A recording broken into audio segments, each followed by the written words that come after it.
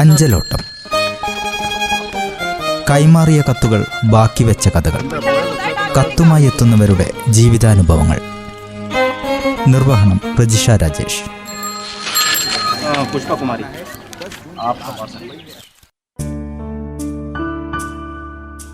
പ്രിയപ്പെട്ട ശ്രോതാക്കൾക്ക് നമസ്കാരം. അഞ്ചലോട്ടത്തിന്റെ പുതിയൊരധ്യായത്തിലേക്ക് എല്ലാ പ്രിയപ്പെട്ടവർക്കും സ്വാഗതം. നമ്മുടെ വീട്ടുപടിക്കൽ കത്തുമായി എത്തുന്ന പോസ്റ്റ്മാനെ വെറുമൊരു ഉദ്യോഗസ്ഥനായല്ല, ആ കുടുംബത്തിലെ തന്നെ ഒരംഗത്തെ പോലെയാണ് നമ്മൾ കാണാറുണ്ടായിരുന്നത്. ഇന്നത്തെ അഞ്ചലോട്ടത്തിൽ നമ്മൾ പരിചയപ്പെടുന്നത് അത്തരത്തിൽ ഒരു നാടിന്റെ പ്രിയങ്കരിയായി മാറിയ സോമ സി തോമസിനെയാണ്. മേപ്പാടിയിൽ നിന്നും തെക്കുന്തറ എന്ന നാട്ടിലേക്ക് ജോലിക്കായി എത്തിയതാണ് സോമ. പക്ഷേ കഴിഞ്ഞ 28 വർഷം കൊണ്ട് ആ നാടിന്റെ ഓരോ വഴികളും വീടുകളും അവർക്ക് സ്വന്തമായി മാറി. കവറുകളിൽ പൊതിഞ്ഞെത്തിയ സന്തോഷങ്ങളും സങ്കടങ്ങളും വീടുകളിലെത്തിച്ച് തെക്കുന്തറയിലെ എല്ലാവരുടെയും പ്രിയങ്കരിയായി മാറിയ പോസ്റ്റ് വുമൺ സോമ സി തോമസിനെയാണ് ഇന്ന് അഞ്ചലോട്ടത്തിൽ നമ്മൾ പരിചയപ്പെടുന്നത്.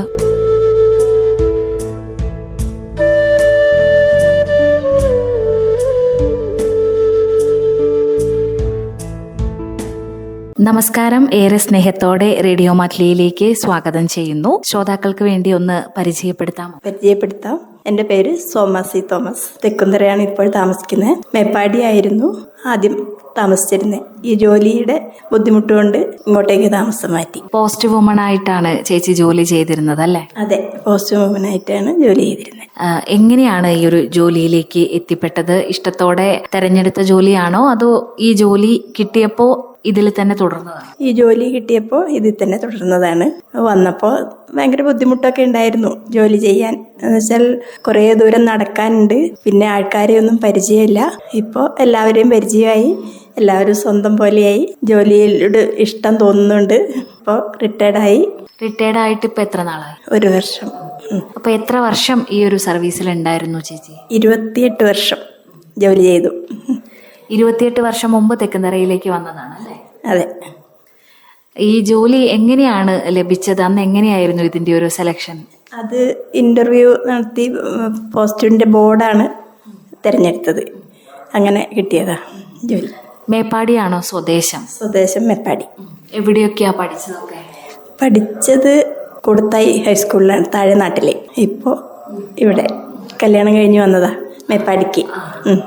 കല്യാണം കഴിഞ്ഞ് വന്നതിന് ശേഷമാണ് ഈ ഒരു ജോലി. ആദ്യം തെക്കുന്തറയിൽ തന്നെയാണോ കിട്ടിയ അതോ വേറെ എവിടെ നിന്നെങ്കിലും ആണോ ഇങ്ങോട്ട് ട്രാൻസ്ഫർ ആയി? ചൂരൽമല സ്കൂളിൽ 1 വർഷം ജോലി ചെയ്തു. അത് കഴിഞ്ഞ് പിന്നെ ഇവിടെയാണ് കിട്ടിയത് പോസ്റ്റൽ വുമണായിട്ട്. അപ്പൊ എങ്ങനെയുണ്ടായിരുന്നു ആദ്യമായിട്ട് ജോലിക്ക് കയറിയ ആ ഒരു ഓർമ്മ ചേച്ചിക്കുണ്ടോ? ആദ്യമായിട്ട് വന്നപ്പോൾ ആരെയും അറിയോ ഇല്ല, ഒരു കാട്ടുപ്രദേശം പോലെയായിരുന്നു ഇടം. ഇപ്പൊ റോഡൊക്കെ ആയി. അന്ന് വയലില് ചെളിയിലൊക്കെ ഇറങ്ങിയിട്ടൊക്കെ വേണമായിരുന്നു ഓരോ വീടുകളിലെത്താൻ. പിന്നെ എൻ്റെ ഹസ്ബൻഡ് ഒപ്പം വന്ന് സഹായിച്ചു, വീടുകളൊക്കെ പരിചയമാവുന്നവരെ. അദ്ദേഹം എന്ത് ചെയ്യുമായിരുന്നു? അദ്ദേഹം ഓട്ടോ ഓടിക്കുന്ന ആളായിരുന്നു. അപ്പൊ മേപ്പാടിയിൽ നിന്ന് നിങ്ങൾ കുടുംബമായിട്ട് ഇങ്ങോട്ട് വരുമായിരുന്നു ആദ്യം ചെയ്തത്? അതെ, ഞങ്ങൾ മാത്രം. തറവാട്ടിലുള്ളവരൊക്കെ അവിടെ തന്നെ. ഇവിടെ എങ്ങനെ വാടകയ്ക്ക് താമസിച്ചു? അല്ല, വീട് വാങ്ങിച്ചു. ആദ്യം തന്നെ വീട് വാങ്ങിച്ച് ഇങ്ങോട്ട് താമസം മാറി. സ്ഥിരമായിട്ടായിരുന്നു ആദ്യമേ ജോലി ലഭിച്ചത് അല്ലേ? അതെ. അങ്ങനെയാണ് ഈ പ്രദേശത്തെ അറിഞ്ഞു തുടങ്ങിയത്. ഇപ്പോ 28 വർഷം തെക്കുന്തറയിലെ എല്ലാ വീടുകളിലൂടെയും പോയി വന്നപ്പോ എന്തു തോന്നുന്നു? എല്ലാവരും നല്ല സുഹൃത്തുക്കളും സ്നേഹിതന്മാരും ഒക്കെ ആയി. ആരും ഒന്നും ബുദ്ധിമുട്ടിച്ചിട്ടൊന്നുമില്ല ഒരു കാര്യത്തിലും. ഇപ്പോൾ തന്നെ നമുക്ക് ഒറ്റയ്ക്ക് റോഡുകളിലൂടെ ഇത്രയും റോഡ് സൗകര്യവും വണ്ടികളും ഒക്കെ വന്നെങ്കിലും നടന്നു പോകാൻ ഒറ്റയ്ക്ക് പോകുമ്പോൾ ഉള്ള ഒരു ബുദ്ധിമുട്ടുണ്ടല്ലോ. അപ്പൊ ആ സമയത്ത് എങ്ങനെയാണ് ഒറ്റയ്ക്ക് ഈ വഴികളിലൂടെയൊക്കെ പോകുമ്പോൾ എപ്പോഴെങ്കിലും വേണ്ടായിരുന്നു ഈ ജോലി എന്ന് തോന്നിയിട്ടുണ്ടോ? അങ്ങനെ തോന്നിയിട്ടില്ല. നടന്നിട്ട് കാല് വേദനിക്കുന്ന ബുദ്ധിമുട്ട് മാത്രമേ ഉണ്ടായിട്ടുള്ളൂ, വേറെ ഒരു പ്രശ്നം ഉണ്ടായിട്ടില്ല. ഇതുപോലെ അന്ന് അടുത്തടുത്ത് വീടുകളൊക്കെ കുറവായിരുന്നല്ലോ? അതെ, വീടുകൾ കുറവായിരുന്നു. പിന്നെ കത്തുകൾ വരുന്നത് അന്ന് കുറവായിരുന്നോ കൂടുതലായിരുന്നു? കൂടുതലായിരുന്നു. 1500 കത്തൊക്കെ വന്ന ദിവസങ്ങളുണ്ട്. അപ്പോൾ അന്നൊക്കെ ഭയങ്കര വിഷമം ഉണ്ടായിരുന്നു, നടന്ന് തീരില്ലല്ലോ. അപ്പൊ എങ്ങനെയാണ് ഒരു ദിവസം കൊണ്ട് തന്നെ ഈ കത്തുകളൊക്കെ ചേച്ചി എത്തിക്കാറുണ്ടോ? 1500 കത്തൊക്കെ വന്നിന്ന് കുറേ കൊടുക്കാൻ പറ്റുന്നത് കൊടുത്തിട്ട് ബാക്കി അത് തിരിച്ച് വെച്ചു ഓരോ ഭാഗത്തേക്കുള്ളത്. എന്നിട്ട് പിറ്റേ ദിവസം തുടങ്ങി അങ്ങനെ കൊടുത്തു ഓരോ വീടുകളിലും. അങ്ങനെ തീർത്തു. പിന്നെ ഈ 28 വർഷവും നടന്നു തന്നെയാണോ ചേച്ചി കത്തുകൾ കൊടുക്കാൻ പോയത്? അതെ, നടന്നു തന്നെയാണ് കൊടുത്തത്. ചേച്ചി ഒരാളെ ഉണ്ടായിരുന്നുള്ളൂ ഈ പോസ്റ്റ് ഓഫീസിൽ പോസ്റ്റ് വുമണായിട്ട്? പോസ്റ്റ് വുമൺ ഒന്നേ ഉള്ളൂ, പിന്നെ ഒരു പോസ്റ്റ്മാൻ വേറെ ഉണ്ടായിരുന്നു. അപ്പൊ രണ്ടുപേരും കൂടി രണ്ട് വഴികളിലേക്ക് തിരിയും. ഒരു 50 കിലോമീറ്റർ ചുറ്റളവാണ് വരുന്നത് കൊടുക്കാനുള്ള ഏരിയ. എന്നും അതിൽ എല്ലാ ഭാഗത്തേക്കും ഉണ്ടാവില്ല, എന്നാലും ഒരു 5-10 കിലോമീറ്ററോളം ചുറ്റി നടക്കണം. ഈ കത്തൊക്കെ കൊടുക്കാൻ പോയപ്പം ഒരുപാട് വീടുകളിലൂടെ പോയി കത്തുകളൊക്കെ കൊടുത്തപ്പം ഒരുപാട് ഓർമ്മകളും അനുഭവങ്ങളും ഒക്കെ ഉണ്ടാവുമല്ലോ. അപ്പം സന്തോഷം ഉണ്ടാക്കുന്ന ഓർമ്മകൾ ഒരുപാട് ഉണ്ടായിട്ടുണ്ടാവും. അതിലിപ്പോൾ പെട്ടെന്ന് ചോദിക്കുകയാണെങ്കിൽ പറയാൻ എന്തെങ്കിലും ഒരു ഓർമ്മ? കല്യാണങ്ങൾ, ചെറിയ കുട്ടികളുടെ പാലുകുടി, അങ്ങനെയുള്ളതിനൊക്കെ അവർ പറയും, ഞാൻ പോകും. അപ്പോൾ അതൊരു സന്തോഷമായിരുന്നു. പിന്നെ അല്ലെങ്കിലും അവർ എന്ത് പരിപാടി ഉണ്ടെങ്കിലും ഈ പ്രദേശത്തുള്ളവർ എന്നെ ക്ഷണിക്കും. ഈ പ്രദേശത്തെ പരിപാടികളിലൊക്കെ ഒരു സ്ഥിരം സാന്നിധ്യമായിട്ട് ചേച്ചി മാറിയില്ലേ ഈ ഒരു ജോലിയിലൂടെ? അതെ. തികഞ്ഞ സംതൃപ്തിയാണോ 28 വർഷം ഈ സർവീസിൽ നിന്ന് വിരമിച്ചപ്പോൾ ഉണ്ടായത്? സംതൃപ്തിയുണ്ട്, പക്ഷേ സർക്കാരിൻ്റെ അടുത്തുനിന്ന് ആനുകൂല്യങ്ങളൊന്നും ഇല്ല.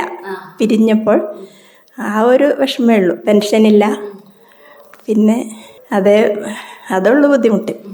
അപ്പൊ അതിന് വേണ്ടിയിട്ടൊക്കെ എന്തെങ്കിലും പ്രവർത്തനങ്ങൾ, സംഘടനാ പ്രവർത്തനങ്ങളൊക്കെ നിങ്ങൾ നടത്തിയിരുന്നു? പക്ഷെ ഒന്നും ശരിയായിട്ടില്ല ഇതുവരെ. അപ്പൊ മറ്റ് ക്ഷേമ പെൻഷനുകളൊന്നും ഇല്ല. അപ്പൊ അതാണ് ഇപ്പൊ ഒരു പോസ്റ്റൽ മേഖലയിലെ പ്രശ്നമായിട്ട് തോന്നുന്നത്? അതെ, പെൻഷൻ ഇല്ലാത്തതാണ് ഒരു പ്രശ്നമായിട്ട് തോന്നുന്നത്. ഇത്രയും വർഷം ജോലി ചെയ്തെങ്കിലും പിന്നെ വിശ്രമ ജീവിതത്തിലേക്ക് എത്തുമ്പോൾ നമുക്കൊരു വരുമാനം ഇല്ലാതാവുന്നില്ല. പിന്നെ വേറൊരു ജോലിക്ക് പോകാനും കഴിയില്ലല്ലോ, അതേ ഉള്ളൂ വിഷമം.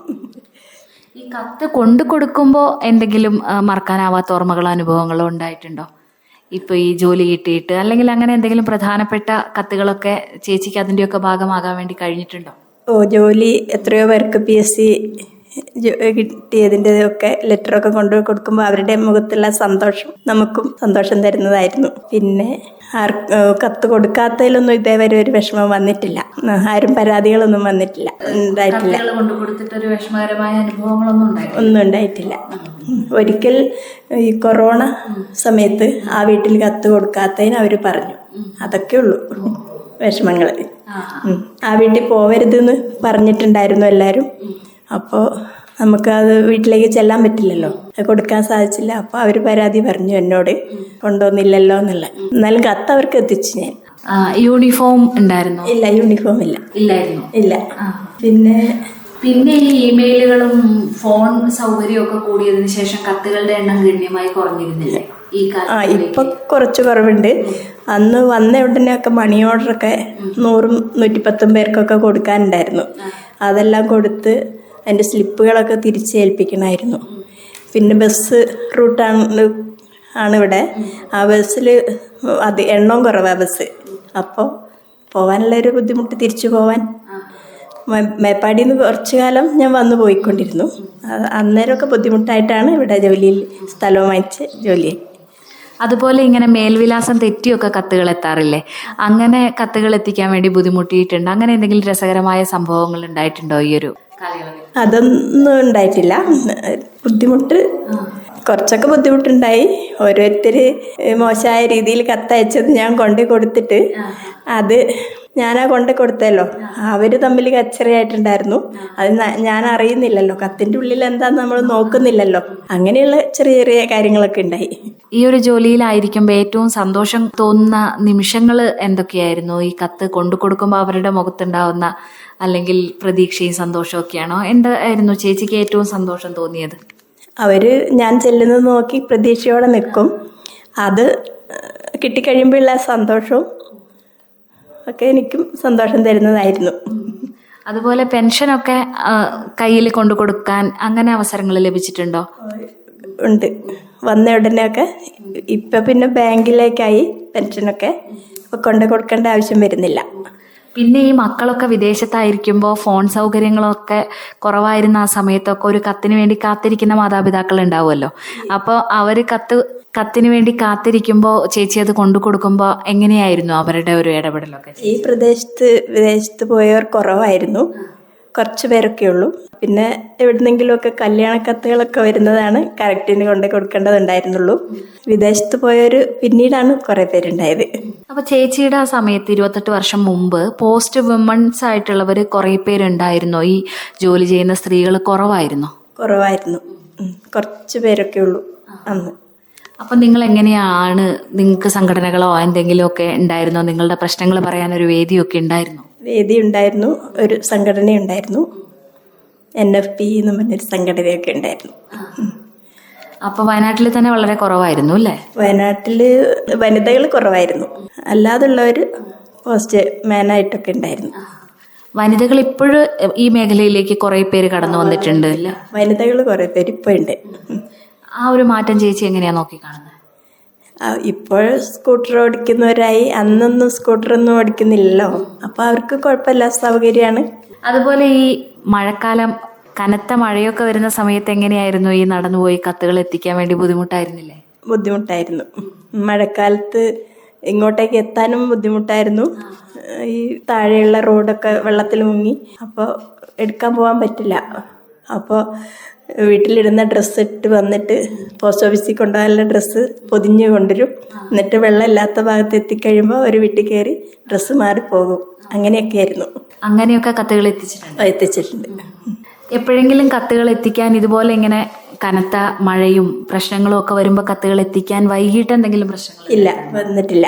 ഞാൻ ഫോൺ സൗകര്യമൊക്കെ ആയിക്കഴിഞ്ഞപ്പം വിളിച്ച് പറയും ഇങ്ങനെ വന്നിട്ടുണ്ട്, അപ്പോൾ അങ്ങനെ കൊടുത്തിട്ടുണ്ട്. ഈ ജോലിയിലേക്ക് കടന്നു വരാൻ ആഗ്രഹിക്കുന്നവരോട് ചേച്ചിക്ക് എന്താ പറയാനുള്ളത്?